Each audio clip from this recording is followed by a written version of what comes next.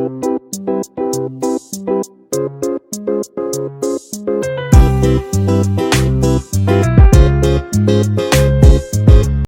मध्ये नमस्ते. मी बनवते अंड्याचा रसा. इथे आहे ना, हा मसाला आहे, घरी बनवलेला आहे. ह्या मसाल्यामध्ये गरम मसाला आहे, राई, जिरा, कांदा, खोबरा आणि 4 कलरच्या मिरच्या आहेत. तर इथलं कुठलाही वाटण वगैरे काही टाकायचं नाही.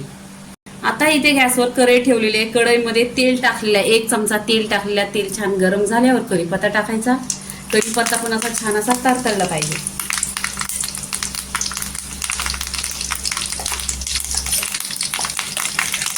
इथे आहे तो मी कांदा आहे ना, मिक्सरला पिसून घेतलेला आहे, प्युरी बनवलेली आहे.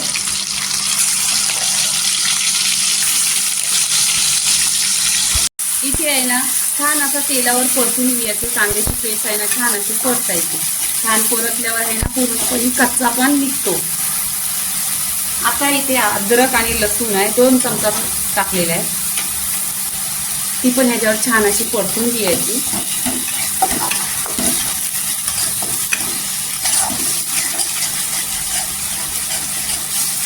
इथे परतलेली आहे छान असं. इथे सुके मसाला टाकायचा. सुका मसाला टाकल्यावर पण आहे ना, एकजीव करून घ्यायचा पूर्णपणे. इथे पहा, कलर पण एकदम सुरेख आलेला आहे. इथे आहे ना, मी 2 ते 3 टोमॅटो घेतलेले. टोमॅटोची छान अशी प्युरी बनवलेली आहे, ते टाकून घ्यायचं इथे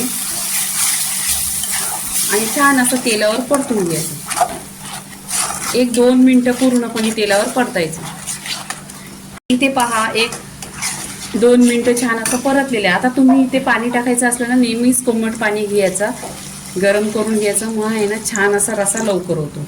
इथे गरम पाणी केलेलं आहे. छान अशी इथे मोठीशी उकळी काढायची.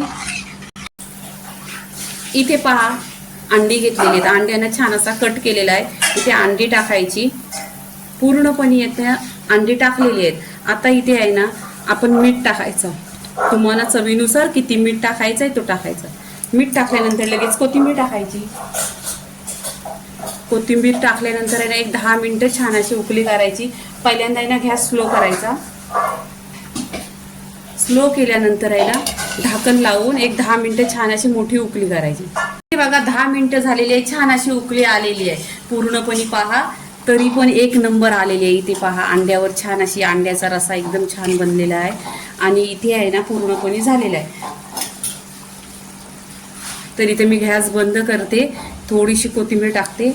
तर अंड्याचा रस्सा पूर्णपणे झालेला आहे. लाईक करा, शेअर करा, सबस्क्राईब करा आणि नेहमीच खात राहा. धन्यवाद.